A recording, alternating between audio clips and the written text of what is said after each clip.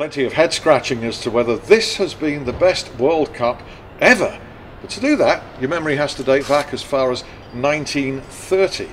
We're going back even further here at Bramall Lane, home of Sheffield United. This ground dates to 1855, a cool 159 years ago. Our panel aren't quite that old, but there's plenty of wisdom and experience to share. The big question for them, behind every great tournament, does there have to be a great team of referees as well? So, has it been the best World Cup in living memory? Got four guys here and they'll answer that question. We'll gear it to refereeing, but in order for a tournament to be a success, referees are part of that entertainment and that action. So we have a referee here, a former referee, Keith Hackett, but he'll talk about the entertainment provided by the footballers, and the playing professionals will talk about it, what they thought of the match officials. We also got a wild card. Nick Banks, I'd like to introduce first of all. Can be very wild. Good. The wilder the better for this discussion. From a punk group, not a punk group. You can say punk group, that's fine, that's fine. Is that all right? You're flattered by that? Yeah, absolutely. The drummer in Pulp, yeah, who had their heyday in the mid-90s and early 2000s. Yeah. But the reason he's sitting here, among other things, is because he's got a relative who knows a thing or two about the game. Your uncle is?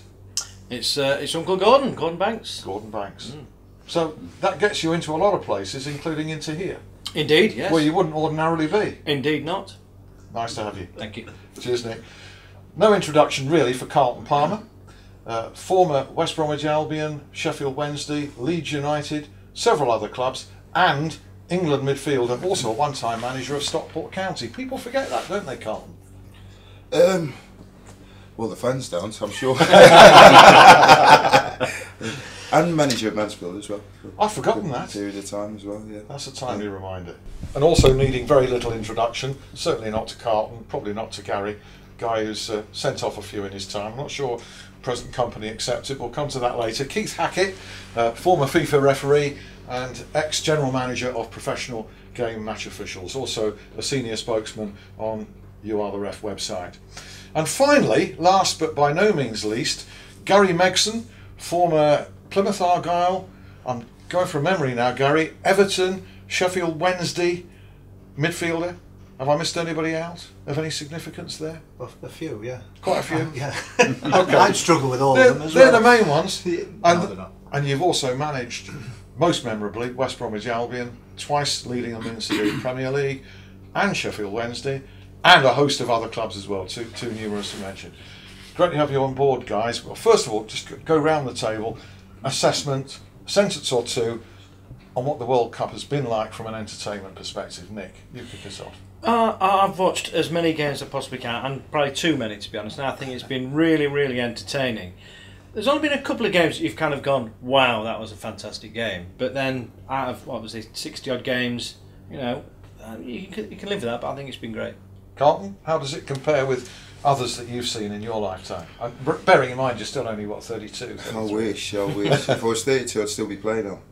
You've told me that you should still be playing at whatever you are now. Well, you might be right. But that's probably my opinion. No, it's been a fantastic World Cup. I think, you know, as I was saying before off the air, I think what's happened is the mindset's changed of the countries. Like when I played in European Championships in '92, it was always manager would be talking, don't lose the first game.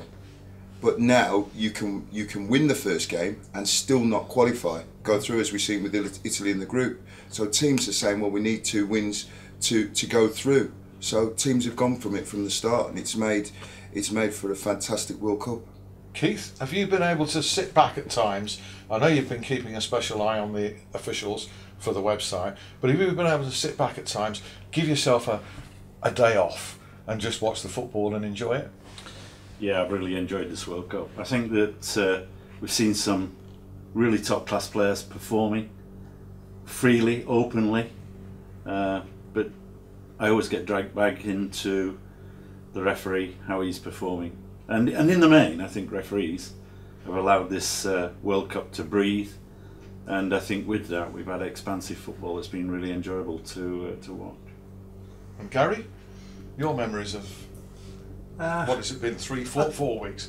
I think it's been it seems to have flown because of the quality of the actual tournament and the games themselves. I don't agree with your assessment that you thought it was the best World Cup. I thought the best one was in Mexico. But I think overall, comparing it to the last 2 or 3 World Cups, this has been it's put football right back up there. It was terrific. I didn't think you were that old, Gary.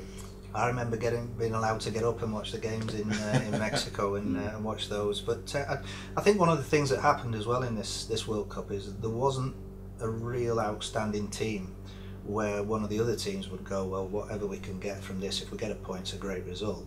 I think all the teams thought they could beat each other, and I think it made for a great entertainment. The best team did win? I thought so, yeah. I was talking to Carlton earlier on, and there's just something. I don't think they're a great team, but there's just something about the German national team. They just find a way to get it done. Be it penalties, being fitter than anybody else, more organised. They had some good players, but they've just got something about them. They do the right things more often than not. Well, do you know the biggest thing with that is, Gary? And I'll tell you, it's their mindset. They're arrogant. They believe that they have an ordained right to win.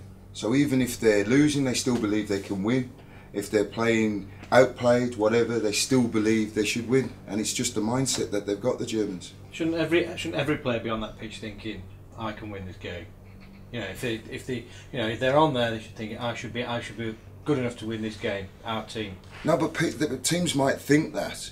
The Germans actually believe it. Right. Even if they're being outplayed, as they have been in many a game in the World Cup. Argentina last night I thought were the better side, but they will have still believed that they have the right to win it, and it's a great mindset to have.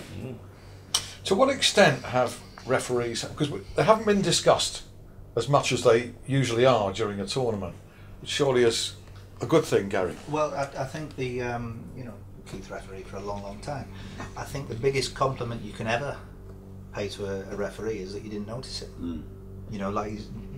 When somebody says, "Well, the referee had a good game," if you have to actually think, then ordinarily you think, "Well, he can't have done." But just the fact that they go through 90 minutes and there weren't a huge amount of incidents where they say, "Oh, the referee got this wrong and he got that wrong." Given there's that many cameras and that much media interest now, for the referees as a whole, not on an individual basis, to go through that tournament as they did, I thought it was fantastic. It really was, and very, very rare does that happen. Just a few things in the group stages that come to mind. Carlton, I think Mexico had a couple of goals disallowed for offside that clearly were onside. Yeah, but in all fairness, and I know I've had me running with referees over the years, to say the least, and that's just because everybody looks to vent anger at somebody. If you actually look at referee, and okay, technology's got to come into a certain degree, but we've got to be a bit careful, because we're not like cricket, rugby, tennis. They have breaks in their games. Our game's about excitement, tempo and pace, and you know what it's about in a Saturday night in the pub? A talking point. Over the course of a season, you don't get relegated or win the league on one refereeing decision. Right, so the referees aren't to blame, and there's not one decision in the World Cup in the referee that's cost any team. Okay, the opening game with Brazil, you say it wasn't a penalty, but the right team still won. Holland, how many years ago with Howard Webb, you said, well, okay, maybe Howard Webb should have sent off 3 or 4 Dutch players, and he should have done, but Holland still went on to win. You're a non-technology man, which is rare among the professional side of the game. Apart from the goal line. Apart from the goal line, yeah. I'm non-technology, even now with all what's going on in football now. It's complicating matters. The only thing that I disagree for the referees that's made their job harder is the inactive and non-active. Right? Just make offsides. Simple as. And the rest of it I agree with. Because a referee and a linesman, that is very difficult to call sometimes. Gary, are you with Carlton on this one? I think from my point of view, I think that the media often lead the debate. And I think in England, in the Premier League in particular, and some championship games, we see such a breakdown by the media. If there's one guy who says it's gone well, the referee's done well, there's going to be another 10 who say the opposite. And I think in England we spend too much time worrying about and analysing what the referee's done or not done than actually looking at the play, the technology, not the technology but the technical aspirations of the players, how they perform, how well they are, how fit they are, all those aspects, rather than just the referee. And I think in this World Cup we've not seen that. We've not actually seen the media spend a great deal of time actually analysing the referees. If some of those performances that we've seen in the World Cup had been in England and there'd been Premiership games, believe me, the referees would have been heavily criticised. They've got away, for the good of the game, they've got away with some decisions where red and yellow cards should have been shown and were not. And some players have the right to be protected when they're not, and they've not been. And therefore there's those technical issues in refereeing that we look at in refereeing. We saw that, of course, particularly in the Brazil game where Neymar broke a bone in his back, was kneed from behind, and the tone seemed to have been set in that game by one of very few referee performances that have become a real talking point, Gary. You know, I watched the final last night, and I thought the referee's performance was that bad. It was brilliant. Honestly, yeah, I thought he was under so much pressure last night, but technically, as a referee, I don't know if Keith would say the same thing. I thought Aguero should have gone for 2 yellows. Mascherano should have gone. But he just looked to me as if he thought, if I send these players off for these, I'm going to ruin the biggest spectacle that in football for for a 4-year span.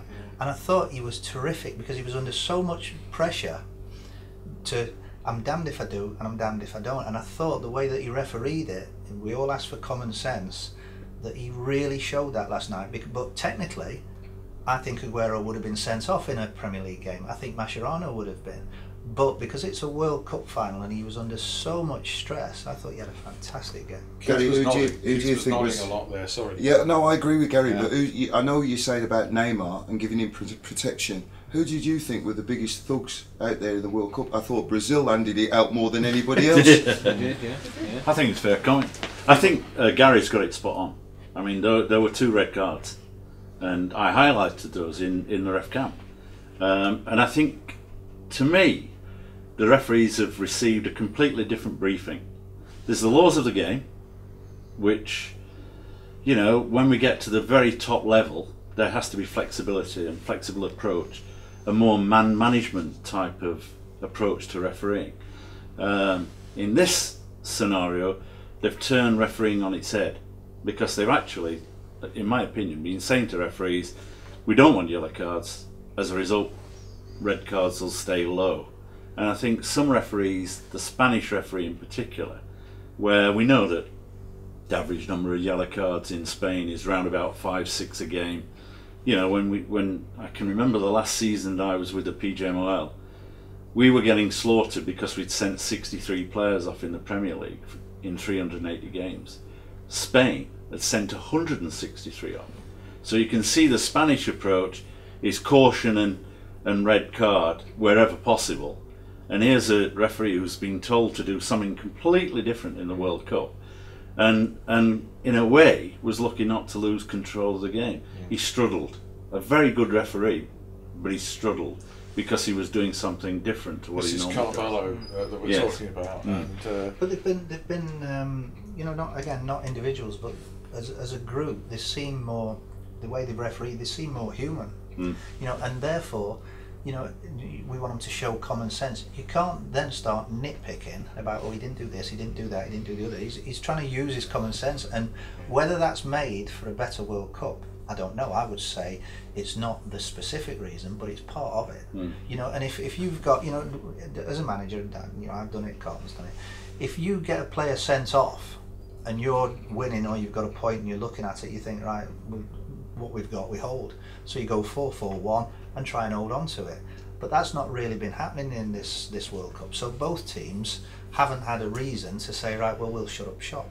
Or like so, and I think that they deserve massive credit, not just the referees, but the people, if they were given, you know, ideas on, right, this is the way that we should do it.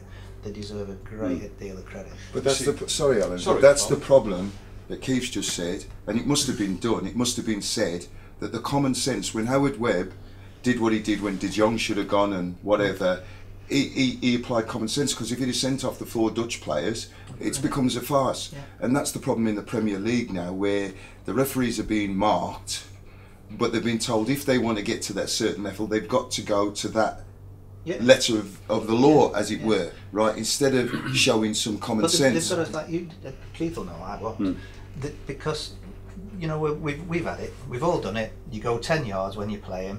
As soon as the referee turns around to where the ball is, you start shuffling up, and you end up around 7.5, and it's a nightmare doing it.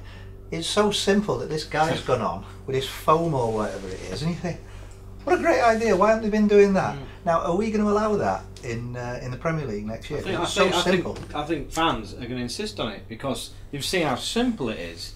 Just there you go, stand behind that. We'll see. You know, and I think fans have seen that and thought, what a great idea! Get it on there, makes things so much easier.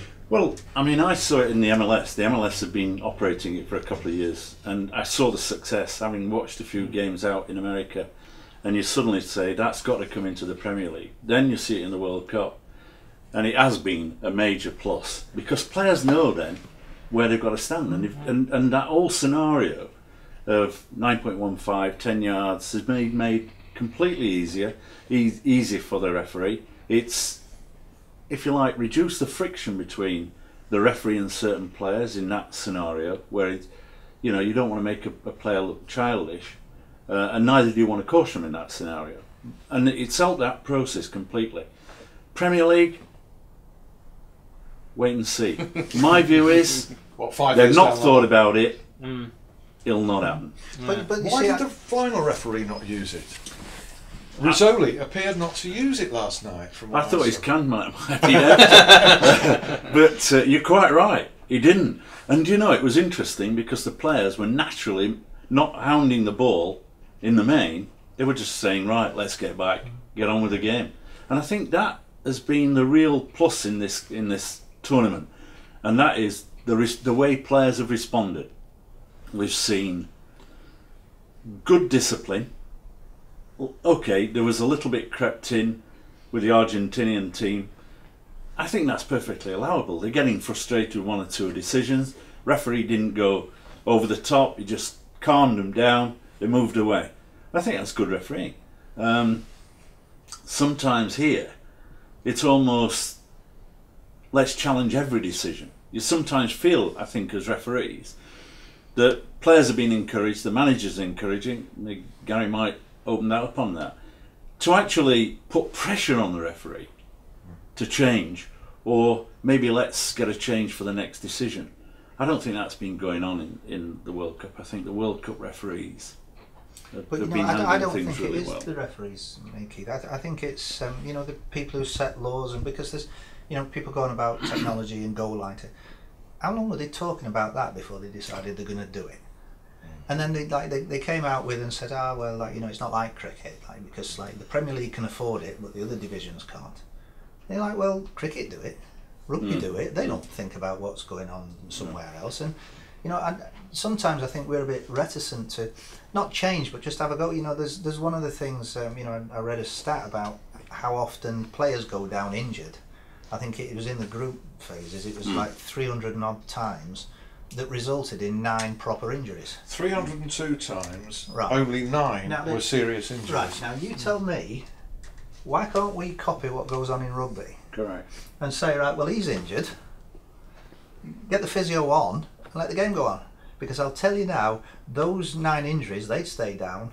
The other lot, they wouldn't. Because if you know I'm going down injured here and the only team that I'm hurting is my own team, it'd stop straight away. But you've got to be careful with that technology. I've done it in Wimbledon this year when I've watched Wimbledon.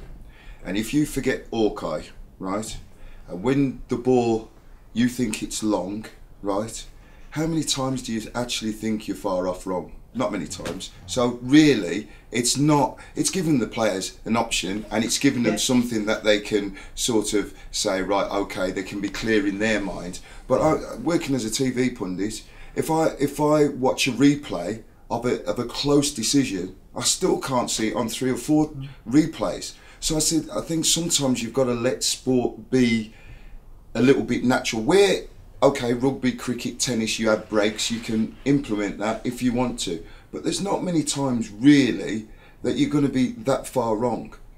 I mean, you look at it over the years. You look at how many decisions last year. The teams who have got relegated, they can't blame if they've had penalty decisions for them or whatever. They've got relegated because they ain't got enough points. What do you think about that, Nick, as a spectator? I know you go to Hillsborough Yeah. regularly. Yeah. Would you want the game stopping if there was a major... No, I don't bone think of so. contention? I think there's got to be a place, because we're in the 21st century. You know, for almost instant communication. You know, we can tweet this and what have you. And why can't we have something really quick? You know, like it's goal line technology. Bang, it's a goal. You know, I think that's. So what are you going to talk about on a Saturday night? There's always plenty of things to talk about on a Saturday night. Plenty. You support Sheffield Wednesday. We have the same sort of conversation. Exactly. So I think you know, people are seeing that he's got to kind of go that way. Although, contradicting myself, I love the idea that football is played on here, and it's played on a Sunday morning in the park, and it's the same for everyone. Which is, I think, is a wonderful idea. But I think then once you get into like World Cups and really high pressure games, refs need a bit of help. Let me come in, because I'm pro technology in the main. But you to help the referee. You didn't used to be. Oh no, I didn't. The first thing was that I watched rugby and listened in at down in London at Twickenham to the referee communicating his decisions. And I'm thinking, I like that. And of course he was communicating with his touch judges as well. And I can remember going to the Premier League and saying, I want to introduce this. And he went, okay. They gave me the okay. And I brought it in. Philip Don was the boss. I was the development manager at the time of the PGMOL. And the first question is, we better get FIFA's approval. And I said, if we go down the FIFA route, the IFAB route, we'll never get it. So we introduced it. And it just sailed through. And we got a massive plus in communication between referee and assistant referee. Then goal line technology. I was at the summer conference 6-7 years ago when Fayed, the owner of Fulham, asked, blue sky thinking, Mr. Hackett, what would improve refereeing? And I went, goal line technology. It then took us 6 years. You know, in year one, Orkai proved to me that in less than a second, they could give a very accurate decision. But let me ask you a question. Let me ask you a question. Yeah. Now, right? Last season, how many of those decisions, right, of goal line, have affected the game? I think 10. Which is what I'm saying. And it's usually minimal. 10. But see, the problem you've got is, I can remember being at Old Trafford when Carroll, the goalkeeper at Man United, dropped the ball a good yard over. I'm sat in the director's box. I could see that. The referee couldn't. And we knew he couldn't. And therefore, he's the one that gets castigated. Out of which, the manager of Spurs could have gone absolutely ape with regard to the referee and the assistant referee for not giving a goal, because it cost them, I think, a place in UEFA. But he took a magnanimous view and said, look, this is what happens in football. Yeah. At that time I said, those decisions, goal or no goal, is what the game's about. We've got to get them right. My view is that technology is such now that you can actually get a decision without stopping the game. You can get confirmation. I mean, yeah, but Keith, it's not always clear when you're working. Like I'm working in the studio. I'm working on a Premier League game, and there's a penalty decision. At half time, we've got 15 minutes, and we're looking at it, and we're looking at it, and we're looking at it. We still can't make our mind up, and that's what happens. The referee gives the decision at the time if he believes it to be right. Over the course of the season, that is going to happen. For me, it's going to happen good for some teams, bad for some, but it evens itself out. And like I've said, by and large, for me, right, what makes football brilliant, other sports are different. What makes football brilliant for us is the excitement, the value, the tempo of the game. We do not want to slow that down. And Keith's gone the other side. God bless him, because he's now out of it now, protecting, you know, it's a referees union, right? If they keep it simple, like this inactive and non-inactive, I mean, I've played the game for how many years? I still don't know what it means. So that creates a problem for the referee. If they keep it simple, like saying, well, offside is offside, a tackle from behind since the day one been playing the game has been a red card, then the referee's job becomes simple. And there's always, even now with technology coming in, there still will be the debate. What about the obvious mistakes that a voice in the ear of a referee, for instance, Andre Mariner with the one last season with the ball that was actually going wide. And he also sent the wrong player off as well. And he sent the wrong player off. I think Keith's argument is saying a referee, an official in the stand mic'd up to the referee can say, hey, quickly, so you've made a mistake there. And he can change that almost instantly, can't he? Well, I'm all for it, Alan, as long as it doesn't slow the game down. If we got a penalty decision, the goal line's fine. Penalty decision, and we're going to wait for them to come back for that. If it doesn't slow the game down, so they're all in communicado, fourth officials looking, by the way, you've booked the wrong person, or you've in certain instances they've had 2 yellow cards and he's not sent them off. Yes, it's not slowing the game down. That's fine. Can we move on to, we can't do this programme without mentioning biting, unfortunately, and Luis Suarez. Can I ask Gary and Carlton, in your time of playing, did you ever come across anything like that? I never saw anybody get bitten. But things change. Now, Carlton's a bit younger than me, but we're round about the same. That centre half, maybe he shouldn't be bitten, but he'd thrown himself all over that chuffing field. He'd gone down right at the beginning of the game like he'd been poleaxed, and he's waving like that. That must have happened about 4 times. He has fouled Suarez. Now, you don't want to see it, but I'll tell you now, 25 years ago that would have been dealt with, not by a bite. He'd have got a right-hander. Yeah, but you can't do it now. But the thing is, that Suarez, whether he did bite him, but the centre half, he wants to grow a pair, doesn't he? Because he's thrown himself all over. Gary, you can't say that, Gary. Gary, you can't say that. Hey, by the way, no, Gary, you can't say that. Listen, he has done that deliberately to get a move to Barcelona. He has done it deliberately. He is an intelligent footballer who plays probably 5 seconds quicker than anybody else, right? He knows. I'll guarantee you. And he's prepared to forsake his country winning the World Cup. Yeah, absolutely. Well, he knows. What if Liverpool said no? Oh, but Liverpool can't. Because they made a statement, and I checked this out. And if you go back and check, they said any more misdemeanors by Luis Suarez, we will let him go. No, this was their last, and this was. They have to say, Carl, as well. We didn't think he no, did but the TV evidence proved he's done it. You can't condone what he's done. You think he chose that? Absolutely. So he's got Uruguay booted out. Yes. It's all kicked off. Yeah. And he's done it. Well, at the time, Uruguay was still in the competition. So he's thrown all that out the window. Yeah, so absolutely, that he can move to Barcelona. Absolutely. If not, tell me why. He's got to be an intelligent footballer. He's done it once. He's had a reprieve. His manager's gone out on a limb to keep him at the football club, and one hell of a football player. Let's get that right. But he's gone out on a limb to keep him at the football club, right? When probably behind closed doors they've wanted to get rid of him. He's been given a new contract, right? But let me tell you, and I don't know this for a fact, but I have heard that his officials were speaking to Barcelona before the World Cup.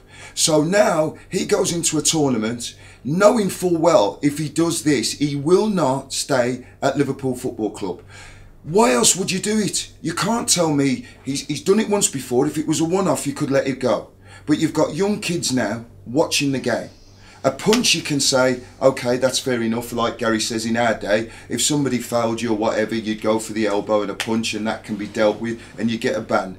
But to go out and bite somebody, and then he then said he didn't do it, and then said he has done it because fell into the shoulder. Yeah, because he's had to say it because Barcelona have told him he's had to apologise, and that's a fact. It's an interesting theory. Maybe can't. We can't prove anything. It's a theory. No, I'll tell you why. Because I did a little bit on this, and if you look at the league in Uruguay, if you see what goes on out there, this is the norm: biting, kicking, punching. Their disciplinary record is poor. But let me tell you, look back. How did he get his first 2 moves? He's got his move to Liverpool. Why? Biting again. His move before that, biting again. Where did he want to go when he bit the Chelsea player then? Because he didn't go anywhere then, did he? No, he wanted, but hey, he wanted to go. He wanted to move. No, he did, because the thing, he was in before. I'll tell you now, he was in before for negotiations over his contract, and they wouldn't budge, right? And Liverpool, to be fair to Brendan Rodgers, stuck his guns out because Arsenal had bid his buyout clause, and he says, "You're not going nowhere. You ain't going nowhere." And credit to Brendan Rodgers and Liverpool to say, "Well, hang on a minute, you're still our player. So even though they meet the clause, we aren't letting you go." If what you're saying is true, it's a very sad, well, it is very sad world. Well, it is because at the end of the day, then, if that wasn't the case, right? Why are Liverpool selling somebody who, for the first part of the season, missed 10 games, scored 30 goals? It doesn't matter. It's been proven with Gareth Bale. You can get 80 million for him. You lose a player of that quality, that's probably that has diminished their chances of winning the Premier League next season. What we can say with certainty is the move happened incredibly quickly. Incredibly quickly. Robert, we're talking about some bad things now. There are an awful lot of good things. Among them, the skill and speed and match-winning quality of Arjen Robben. But you know what I'm going to throw into the debate now, don't you? The diving. And I think that's not too strong a word because he even admitted it, didn't he? Yeah. What's your view on that then? As a manager? There's only one way that this is what I was saying to Keith a few moments ago. There's only one way. You've got to make a punishment something that, well, I ain't doing that again. But like, you know, if the first time if Robben did that, say, right, there you go, red card, you're off. What would you say as his manager? Well, that's different as his manager. You're talking to me now as a group, because hey, we all do it, and then we'll turn around and say, like, you know, if you've just won a game 1-0 and you know your left winger's dived, it's fine. It happens to us. But you won't tell him to dive, you won't tell him, but like when you're the actual manager, you can't have it that there's one thing and one thing only, or it used to be, what you judged on, and we'll all say the same things, results. You're not judged on whether you tell the player to stay on his feet or not. It's results, and whether you like it or not, it will push you towards that. So but you're saying the responsibilities with the authorities, it's not that difficult, and the officials. It's not that difficult. The first one you send off, it will then start changing, and then the next one that does it, and you know that you're going to get sent off for doing it, it'll stop it. It's like, you know, when you were talking about players going down injured. You go down injured.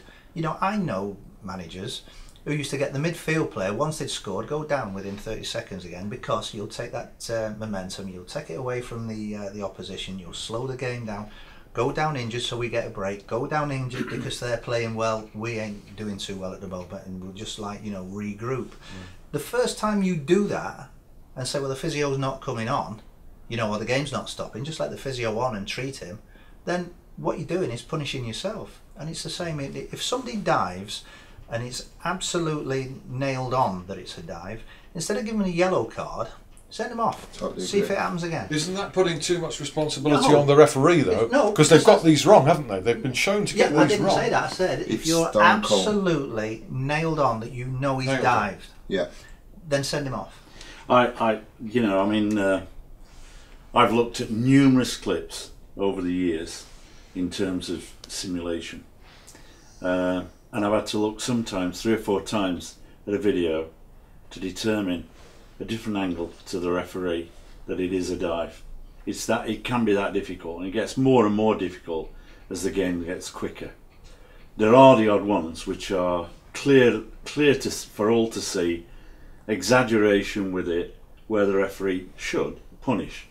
My view is on this area of the game is retrospective view. I agree.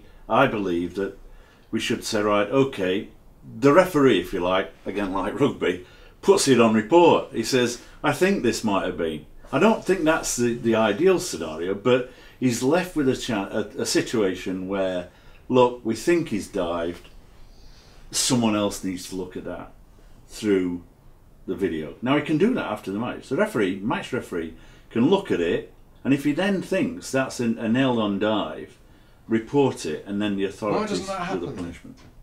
Because I think there are many times when the referee's given the penalty kick, and then we look at the DVD afterwards and we go, "That's a dive." You know, I mean, you know, 1 or 2 players around the league were known to be divers. I mean, I can remember going to a pre-season managers meeting, I think you might have been there, Gary, when I said, look, referees are going to get this wrong. We're going to get simulation wrong. It's going to happen. And one week you're going to get a penalty as a manager, next week you're going to get a goal, nothing. A yellow card. So therefore, from our perspective, we need help. And the only way we can get that help is by you trying to influence as managers how players react. And then at the same time, I was saying to the FA, bring in retrospective punishment. The managers, I have to tell you, the managers did respond.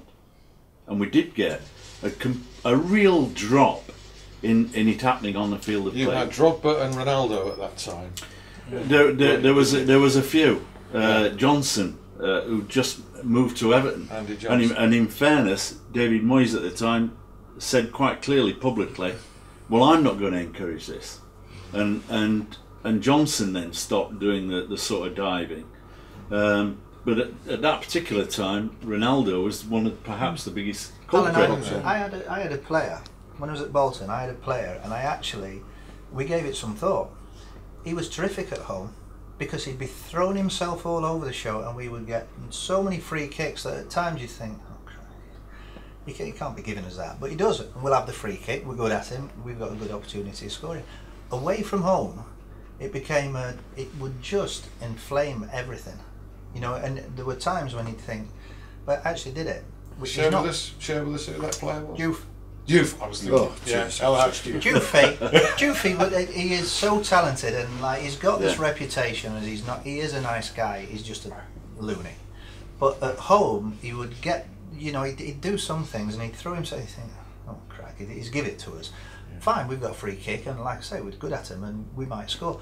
Away from home, it had the complete opposite effect. It would just wind the home crowd up to the point where you think, well, there's no point in him playing in these games. So, and whether I should name them or whether I shouldn't name them, I'm not so sure. But the thing is, Carlton played, I played, it infuriates you. When you've not touched somebody, throw them over and they get given a free kick, penalty or whatever it is. But if you know that you're going to be sent off, you'll stop doing it. Yeah, but the onus, Gary, I still believe, the onus, I hate to see it, and I would never condone it as a manager. It's cheating. But it's the foreign element that's brought it into this country, because they have a saying that if they feel anything, they're going to go down, and that's transferred onto the players. But I agree with Keith. The managers should be saying, listen, hey, if that happened at Leeds, me as a centre half, 6'4", do you think I'm gonna? If somebody's not elbowed me, I'm not gonna go rolling around the pitch because I'm showing I'm soft. So I'm not gonna do it. And to make the referee's job easier, if the manager says, and I agree with Gary, if it's a stone cold diving red card. But sometimes, like Keith says, even when you look 3 or 4 times afterwards, you're not sure. So the onus has got to be on the managers and the players themselves to say, mate, I've seen players, when they're through on situations, and you look and you think, well, why have you done that? You could have made something happen, So I agree completely. That is a nightmare for the referees. But the managers should come out and not condone it. Ravanelli used to say at Middlesbrough, if anybody went anywhere near him, he'd go down. Drogba, magnificent player. I find, do you know, if that was me, my dad would give me a shoeing. 6'5", built like a big, and absolutely. That's what I'm saying about the centre half. I know he shouldn't bite it, but the bloke was. I was embarrassed for him. He's throwing himself all over. And I'm not going to argue with you all night, but when you say it's a foreign element, Francis Lee was doing it in the 60s and 70s. He was chucking himself up. That's he true. did a thing and he was quite good at it. It was funny when he, players know how to do flick it. of the leg, didn't he? As he went past He used to him, trip he'd flick his himself up. leg. Yeah. He used to trip himself up, and it's like we all know how to do it. When somebody's tackling. Did you ever do it? I was never quick enough to get it. Yes, I did it. Yeah.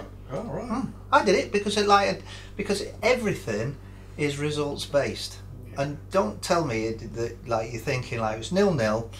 I'm going to keep my feet here and make sure it finishes 0-0. But Gary, I can't believe that. Having watched you play, and I can't believe that if you haven't felt contact, you've gone down. No, I can't believe I'm that. not saying that. I did contact, and That's I don't different. mean.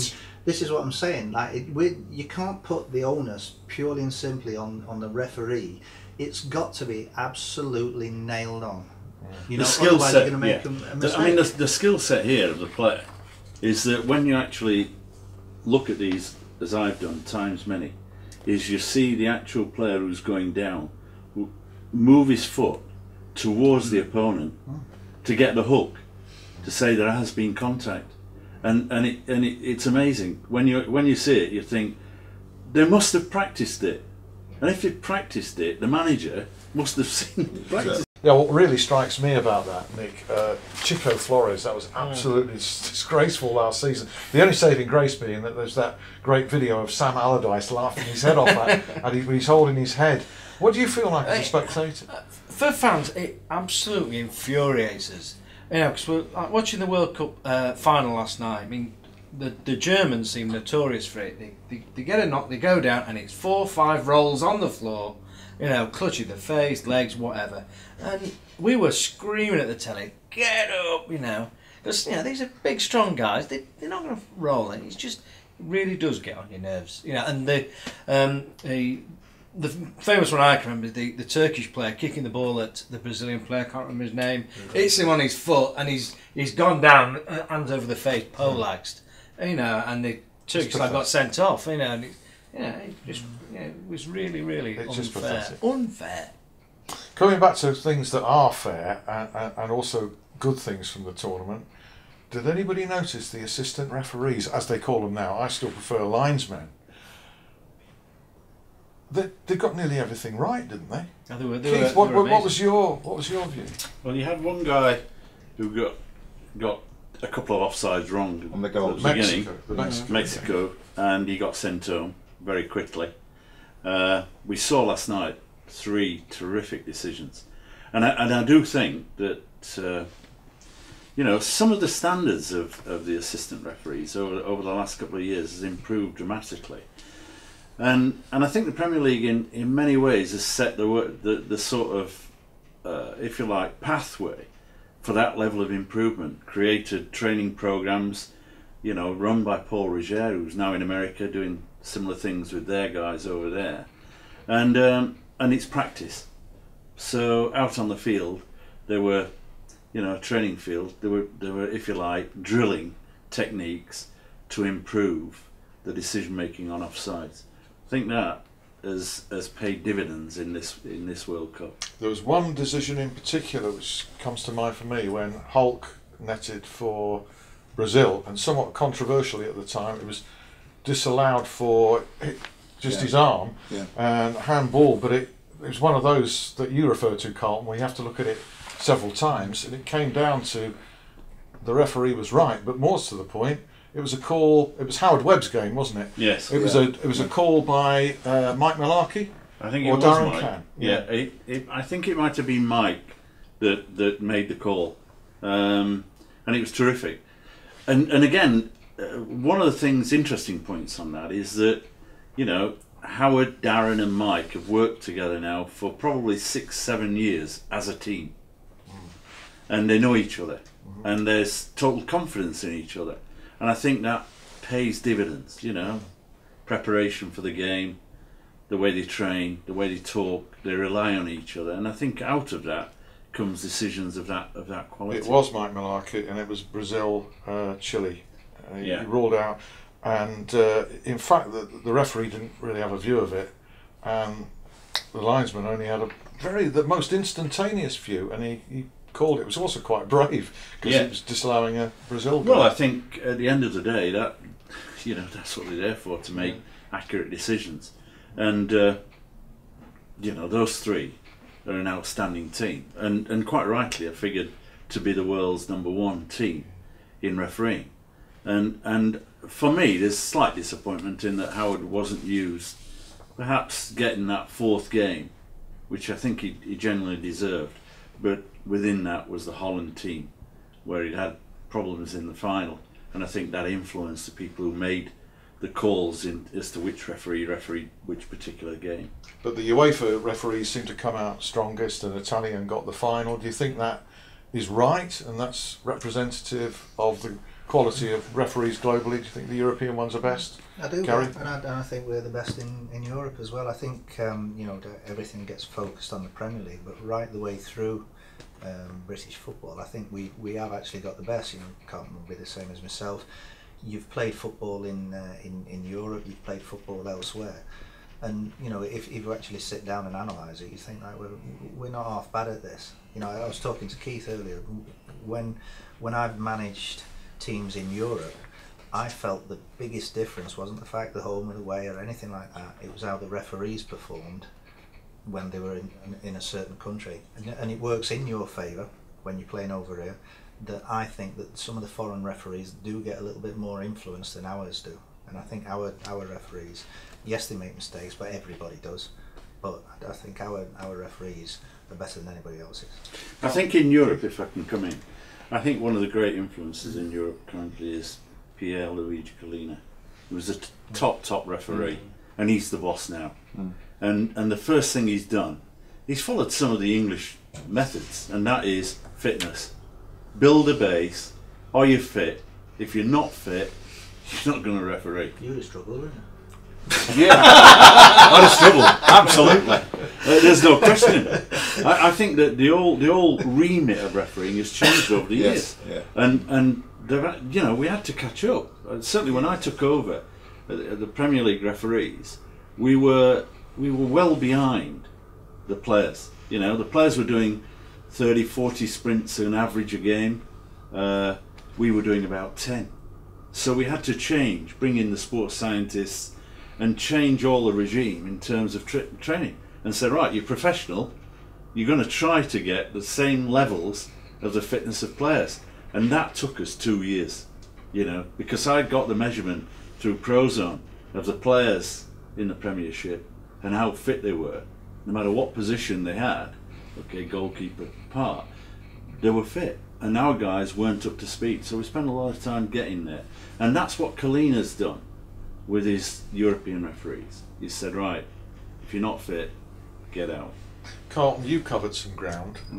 I bet you never saw referees as close to you as the guys seem to be now. Everywhere you look, they seem to be almost right there on top of the action. Well, Howard Webb, I think, is one of the top referees now. And if you look at him, physique-wise, fitness-wise, I mean, he does triathletes. So, you know, but I've got to be honest with you, even in the game of football, I was talking to Gary about this before, and you know, I've been lucky enough to go and watch, you know, Barcelona train with the Pep, and it's a fallacy. Make no mistake, refereeing standards have got better because they got fitter. When you're playing football, you've got to be fit. Simple as. Don't kid yourself. The Germans have won, and as Gary says, whichever way people want to say, whether they've been lucky, whether they've been this, they've been that, they are the fittest team in the tournament by a million miles. By a million miles. So ultimately, if you're fitter, and we say this in management as players, decision making is always going to be clouded if you're tired. Okay. As a defender, you're going to make a mistake on 65 minutes or 70 minutes if you're tired. If I'm fit, going into extra time or whatever, same as referees, the fitter you are, you make the sharper your mind is. But if you're flagging because you're not fit, you're gonna make mistakes. Simple as. Does that apply in a rock band as well, as a drummer? Well, as a drummer, all you're doing is using your wrists, hardly, and your feet a little bit, you're hardly running. But it can do, because obviously in the rock music sphere there are other elements that can make you tired. You know, if you've had a bit of a heavy night on the sauce beforehand, can make you a little bit tired, and can cloud your judgment when you're trying to put a particularly tricky bit together. It's Same like, as footballers then. Same as footballers. Can be, yeah, but not the actual physical element of play. Although we're having a giggle there, my physio that I had working with me, Nick Worth, he was at West Brom and at Bolton with me. When he left Bolton, the next team he went to was U2. He was looking after the drummer, because you just imagine, I've never done it myself, but if you're belting them drums for an hour and a half, 2 hours every night, he said he had loads of back problems and he was sorting out his back problems. Because you sit like a round stool and you can kind of right, but they all had their own physio, he said. Yeah. I could do it now, so I've just bust my arm 7 weeks ago. Yeah, but a lot of them now, a lot of the rock stars now, I remember Simply Red with Mick Hucknall now, before they go on a world tour, they do a fitness regime. when they're doing back-to-back gigs now, it's tough work for them. Yeah. Should you introduce that with? Well, no, I mean Jarvis would do the odd leg stretch, and that's about it. And have some bandages over his knees. Oh, I'm getting on a bit now, you know. It's not that. Yeah. But yeah, he's a wiry kind of guy. He can chuck himself around the stage for 2 hours, you know, put a decent shift in, you know. Well, if you look at Mick Jagger now, you're not telling me that he doesn't do that. He's got to be fit to do that, hasn't he? And he's into the yoga and all of that, you know. I think they all have indeed, kind of dynamic. How we got onto this conversation? We're talking about fitness. Well, we're talking about fitness, but we're kidding. I mean, like I said to Gary, I went in Sheffield Wednesday, and they've got and okay, don't get me wrong. If you can use something to assist you, right, like they do with Prozone or whatever, but they've got so many people there. Carl Froch beat George Groves. Shall I tell you why? And he'll tell you why.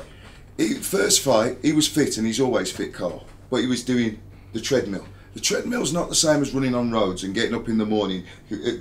Bego will tell you when you put the lads out, or you go out and yourself, and Howard used to take us up there and send the bus back, and you're running back on the roads. That's where your fitness comes from. That's where your strength comes from. And then mentally you become stronger because it tests you. It tests you up here. Howard Wilkinson comes to mind.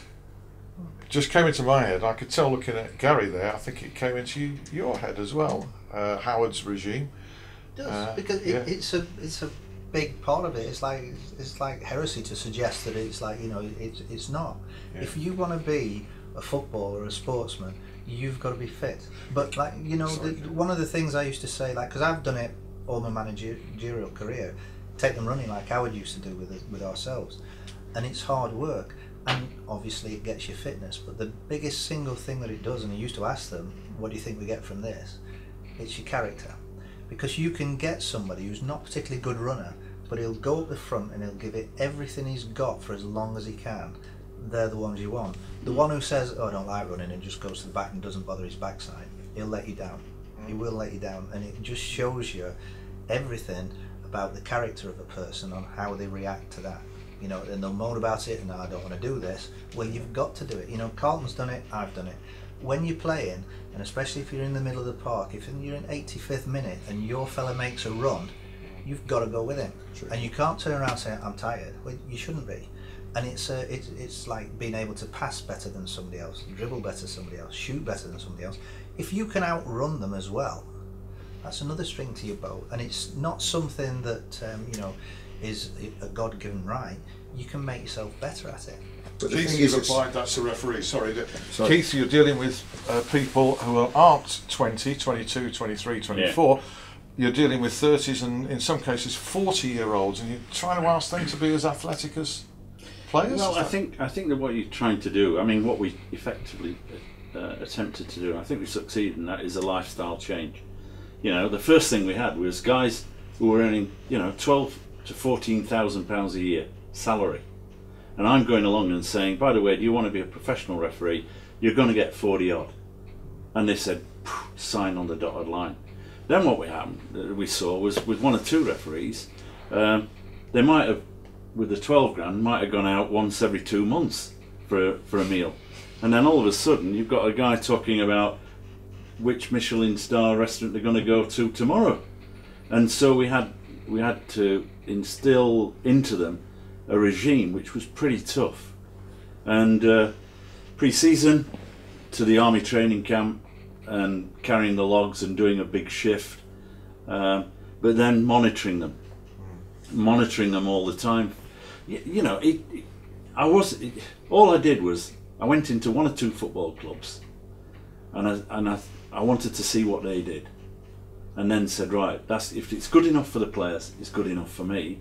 I might change a few things, which I did, but bringing in sports science, having, if you like, nutrition brought into it, looking at other sports, how they train, and the regimes, and that's where we built the fitness. And Howard Webb's real, if you like, acceleration as a referee was he moved into this regime, bought in 100% fitness, and we saw him pre-World Cup. He was probably in Africa when he went to Africa. He was the only referee that went into a cabinet, an heat exchange cabinet, an altitude training before he went to Africa, and he was already yards ahead of every other referee, and that, I think, set the tone for the tournament. Carlton, you were going to make a Yeah, point. no, I was just going to make the point now. You look at players now, and I have a laugh, Mego, you might be the same. 3 games in a week. 3 games in a week. You can't play 3 games in a week. It's unbelievable. I could play every day. And then you look now, what average age, Rio Ferdinand is 36 now. And people are saying he's finished. I signed for Southampton at 37. Gary McAllister signed for Liverpool at 39 and won the treble. Closer of Germany, 36. Muller, you look at Strachan, still playing in the Premier League at 40 years of age. Now you see these players now at 34 are finished, can't move anymore.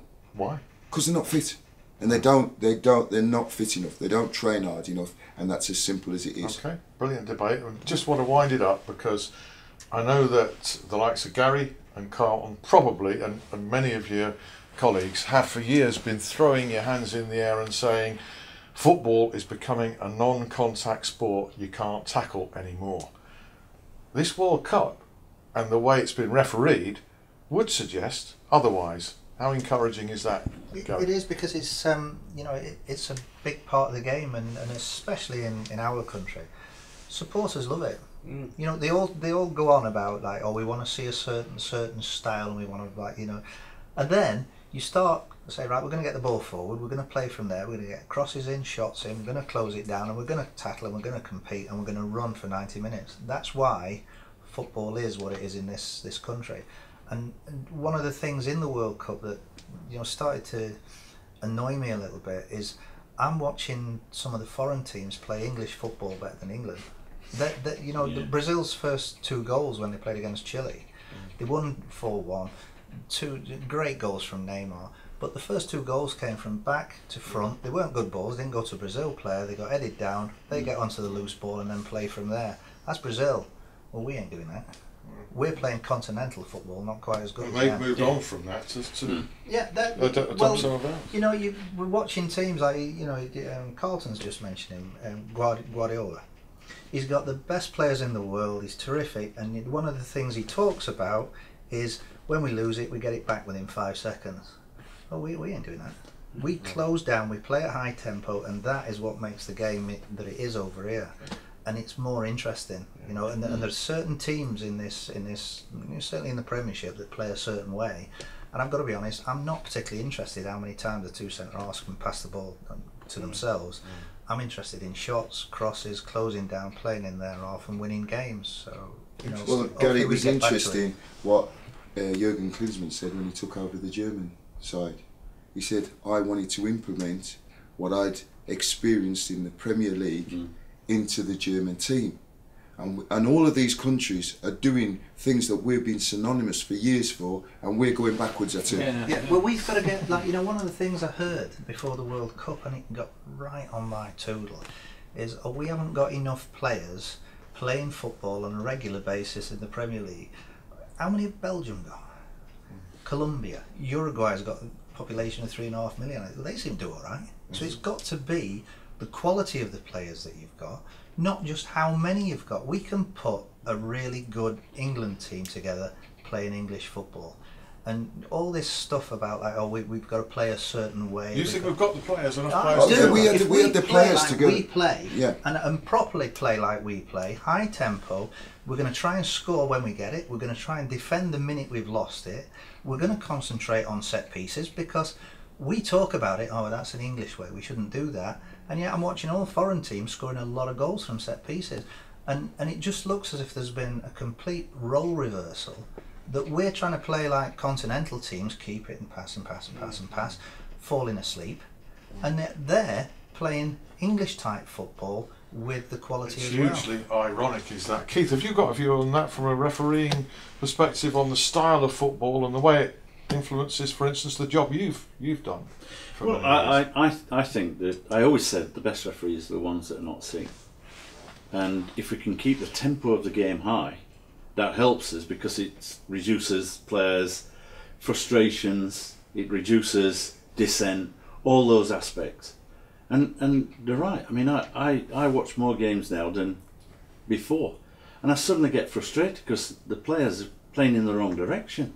They're playing in their own half, passing, and I'm thinking, why don't they lump the ball up and let somebody run onto it? See what happens. And that's what's been happening in the World Cup. I'm not just on for lumping it, but Keith, let's look at this now, right? Because when England got beat against Italy, everybody said they played well. I said when I was doing the game, if they've played well, and they've hit the woodwork 3 times and Joe Hart's made great saves and we've cleared one off the line, I wouldn't like to know when we've played badly. But the managers come back, and this is where our media have a lot to do with it, and I like Roy Hodgson as a bloke. How come he's come back unscathed? He's turned around and said that the players can't change systems. Well, nearly all of those players in that side have played in 3 centre-backs before. Holland, before the World Cup, they've always been renowned to be a 4-4-2. They changed to 3 centre-backs before the World Cup and didn't particularly get good results. The first game, we had to play 3 centre-backs against Italy. A, because of the heat.